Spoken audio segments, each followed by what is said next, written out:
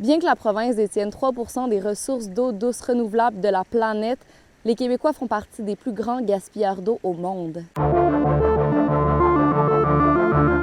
En effet, on prendrait pour acquis nos ressources puisque les Québécois moyens consommeraient 424 litres d'eau par jour. Ça, c'est l'équivalent de 5 piscines hors terre. C'est 2 fois plus que les Européens, puis 20% plus élevé que dans le reste du Canada. Mais c'est quoi qui est grave là-dedans si on détient autant de réserves d'eau douce pour une si petite population? L'eau, elle va-tu disparaître? En fait, elle vient d'où l'eau? Puis elle disparaît où quand nous, on l'utilise? J'ai moi-même de la difficulté à comprendre comment l'eau est filtrée, comment elle retourne dans le fleuve, sous quelle forme en fait. Puis selon moi, quand on ignore le fonctionnement d'un concept, c'est difficile de vouloir le protéger, l'améliorer. Tu sais, est-ce que je peux être réellement sensibilisée à ma consommation d'eau puis à ce que je mets dans l'eau si je sais même pas comment elle est acheminée vers mon logement? Puisque visiblement, je connais rien à ce sujet, genre pour moi, l'eau sort du robinet comme par magie, j'ai fait appel à quelqu'un qui se connaît beaucoup plus que moi, c'est-à-dire Charlotte Lahaye-Côté, qui est finissante à la maîtrise en génie environnemental à l'ETS. L'ETS. Elle va répondre à mes questions, puis moi, je vais essayer de synthétiser ces informations encore plus facilement pour vous. Puis ma vidéo, elle va être divisée en 3 parties. Première partie, comment elle fonctionne l'eau, l'épuration, la filtration. Deuxième partie, les problématiques qu'on peut retrouver par rapport à l'eau au Québec. Et troisième partie, les solutions. Avant de commencer, j'aimerais dire qu'aujourd'hui, on est le 1er avril et aujourd'hui, ça fait exactement 2 ans que ma première vidéo YouTube a été publiée. Et oui, c'était le 1er avril 2019. Si ça vous donne d'aller la visionner, j'ai des petits problèmes d'éclairage. Je crois que ça s'est toujours pas vraiment arrangé. Mes 2 spots de lumière, d'éclairage d'appoint viennent de me lâcher. Donc, je sais que quand je suis au chalet, j'ai souvent la lumière d'en face parce que le soleil est partout dans le chalet. Tout ça pour dire que pour célébrer ces 2 ans, n'hésite pas à mettre un pouce, à t'abonner si c'est pas déjà fait et à laisser un commentaire d'encouragement. Ça va-tu aider si j'allume la lumière? Je sais pas, hein? Je pense que oui. Ah, c'est tellement beau dehors. Regardez, je vais vous montrer. Ça, c'est ce que je filme en live. Fallait vraiment que j'attende que le soleil commence à se coucher pour filmer parce que sinon la lumière est juste trop intense. Qu'est-ce que j'ai écrit ici? Bon, allez, plongeons dans les profondeurs des eaux douces du pays. C'est ça que j'ai écrit ici pour commencer la vidéo, officiellement. Première partie, comment ça marche l'eau? Il y a 2 choses dans une ville en général. Il y a 2 choses. Il y a la filtration, il y a les usines de filtration d'eau, que ça, tu vas pomper de l'eau dans la rivière, le lac, le fleuve, t'as nettoies, puis t'as redistribues aux habitants, aux citoyens. Puis encore là, la filtration de l'eau, ben ça dépend de la qualité de l'eau que tu récoltes parce que tu as des barèmes à atteindre au niveau d'eau que tu distribues à tes citoyens. Puis l'autre chose, ben c'est l'eau épurée. Donc, c'est des usines d'épuration. Ils rejettent l'eau dans le fleuve, le lac, etc. C'est une boucle? Genre... Oui. Oui, parce que tu prends de l'eau selon les besoins des citoyens. Tu sais, je veux dire, la quantité d'eau qui est pompée, c'est selon les besoins qui existent. Puis après ça, ben l'eau est généralement rejetée, tu sais, à moins peut-être au remplissage des piscines. Mais sinon, généralement, la quantité d'eau qui va passer dans la filtration, ben elle va repartir aussi. OK, l'eau qui est acheminée à nous, puis l'eau qu'on achemine vers l'extérieur. Ouais, on prend l'eau du fleuve, puis après ça, on rejette l'eau du fleuve plus loin. Mais c'est 2 usines.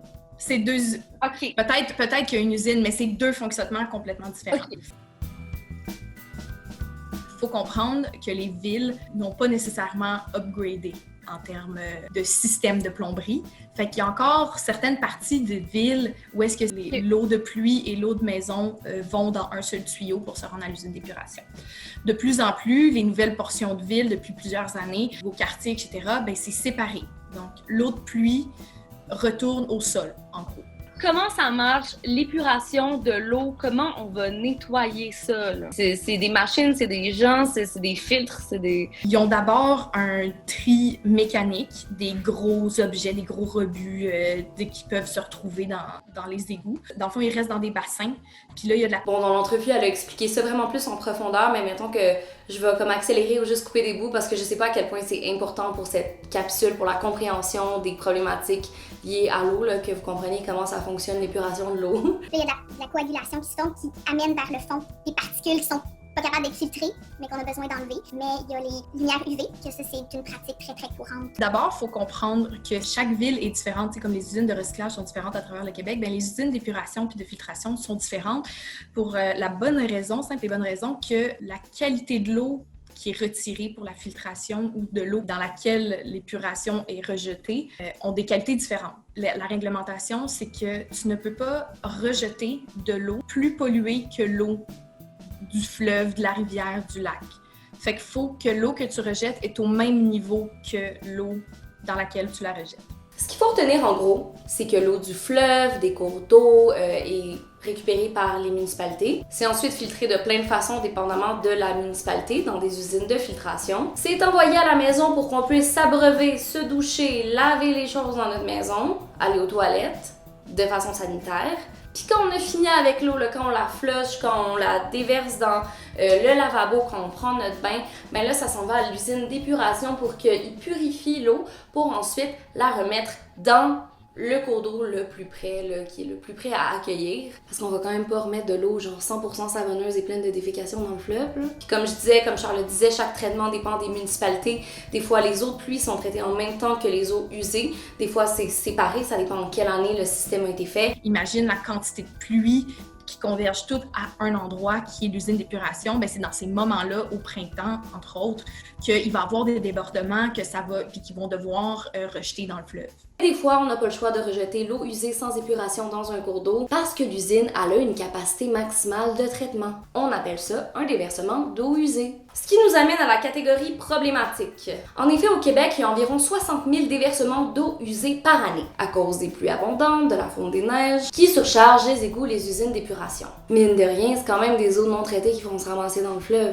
Sans compter qu'il faut désengorger les réseaux d'égouts pour éviter les refoulements, puis ça, c'est des ressources en plus. Je pense pas, mais je veux dire, ça coûte cher au final là, de devoir filtrer toute cette eau-là, puis c'est pour ça que je trouve que de rejeter de l'eau plus propre dans le fleuve, ça coûte très cher, mais environnementalement parlant, ça serait profitable. Si tout le monde utilise full d'eau à l'heure de pointe, bien, quelques heures plus tard, ils vont devoir gérer énormément d'eau à l'usine d'épuration, tu sais. Puis c'est pour ça que souvent, ils vont parler d'utiliser l'eau à des moments différents dans la journée pour éviter justement ces périodes de consommation accrue qu'ils vont devoir gérer en grande quantité. Plus il y en a, moins ils peuvent bien la traiter, puis plus il va y avoir de rejets sans traitement, dans le fond. C'est ça. Ils sont habitués, je veux dire, les usines d'épuration savent en gros la consommation des citoyens et tout ça. Quand je parle que c'est rejeté, c'est dans des périodes vraiment exceptionnelles de printemps, de fonte rapide, comme qu'on voit ce printemps-ci. Ouais. Au début de l'automne, où est-ce qu'il y a toutes les piscines qui sont vidées, ça c'est plus les banlieues, mais je veux dire, c'est des grosses périodes comme ça où est-ce que notre consommation personnelle affecte la qualité de l'eau du fleuve. L'autre problématique, c'est quand il y a trop d'agents toxiques ou d'objets quelconques qu'on jette dans les toilettes, dans les eaux usées, comme les produits ménagers, les huiles, le chlore, la soie dentaire, etc. En fait, les organismes vont souvent nous dire « Jetez pas dans la toilette des tampons, des condoms, de la soie dentaire parce que ça peut obstruer le passage de l'eau. » En fait, qu'est-ce qui se passe quand on jette un objet dans la toilette qui n'est pas le pipi puis le caca, mettons?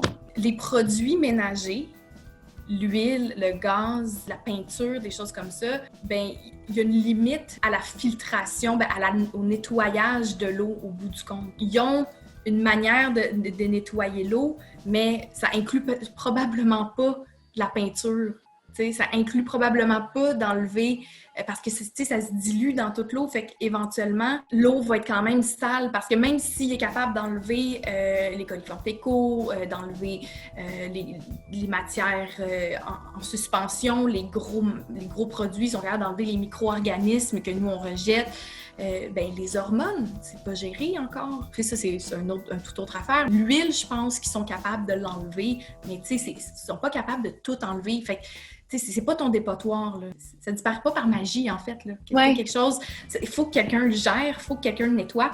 Puis plus qu'on met de la merde dans nos égouts, plus ça va affecter l'écosystème au final parce qu'il y a des limites dans le fleuve. Il y a des limites de coûts, il y a des limites de technologie, il y a plein de limites qui font en sorte qu'on peut pas tout nettoyer, tout ce que tu mets dans ton évier, t'sais. La dernière problématique à laquelle vous pensez peut-être, c'est le gaspillage d'eau. J'en ai parlé en introduction, est-ce qu'on utilise trop d'eau? Est-ce que l'eau, elle va disparaître? Pourtant, c'est une ressource renouvelable. Ce qui est particulier au Québec, c'est que vu qu'il y a énormément d'eau, on la prend un peu plus pour acquise que en Europe, par exemple. Ça, c'est vraiment un problème. C'est quoi, par exemple, les dangers de ça? Est-ce que, même si c'est une ressource renouvelable, est-ce qu'à un moment donné, il y a des chances qu'on on n'ait plus d'eau propre à boire dans comme 55 ans? Le plus gros problème n'est pas nécessairement l'eau, la quantité d'eau que tu prends ta paire parce qu'elle est quand même retournée au fleuve. C'est la quantité de produits, puis de lampes UV, d'électricité, de pompage, de chauffage, de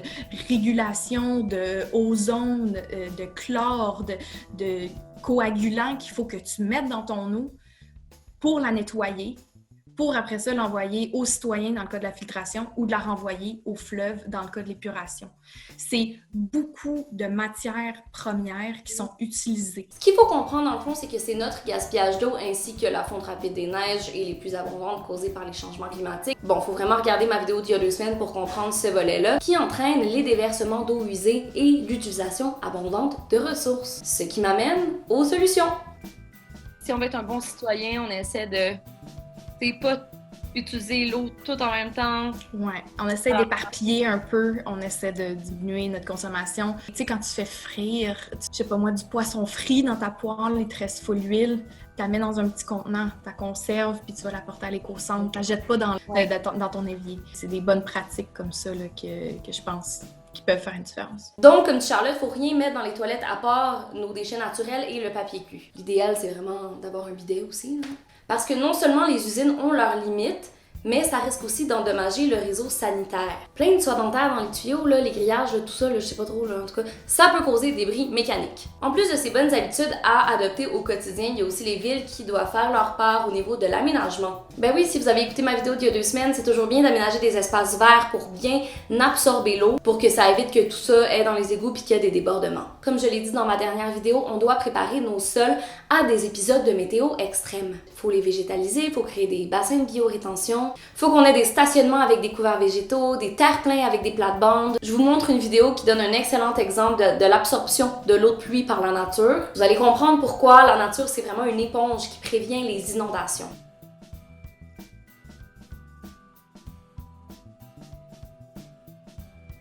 Parce que présentement, nos sols sont trop imperméables. On construit de plus en plus de routes d'asphalte et la pluie a de la difficulté à retourner dans le sol. C'est pour ça qu'elle s'en va dans les égouts, elle n'est pas épongée par le sol. Ça éponge rien, l'asphalte. La nature nous rend un service. Tu sais, le principe de service écologique, peut-être que vous avez regardé ma vidéo sur les arbres et les forêts en Amazonie. J'en avais beaucoup parlé de ces services-là. Tu sais, c'est des services que la nature nous rend, qui nous évitent de dépenser plus tard à cause des dégâts environnementaux causés par l'homme. Regardez ma vidéo sur les forêts en Amazonie, vous allez tout comprendre. Je vous dis, sur la chaîne de Bravo Mode, vous avez toutes les informations pour devenir un éco-citoyen informé. Je fais toutes les recherches pour vous, hein. Donc si c'est pas déjà fait, abonne-toi, laisse un pouce si t'as appris des choses dans la vidéo, puis dis-moi en commentaire aussi si je t'ai aidé à y voir plus clair en dessous de l'eau. En fait, si on t'a aidé à voir plus clair sous l'eau, parce que je remercie beaucoup Charlotte Laïcoté qui m'a vraiment aidé à comprendre un petit peu plus ce qui se passait avec nos ressources aquatiques au Québec. J'espère vraiment bien avoir interprété toutes ces réponses.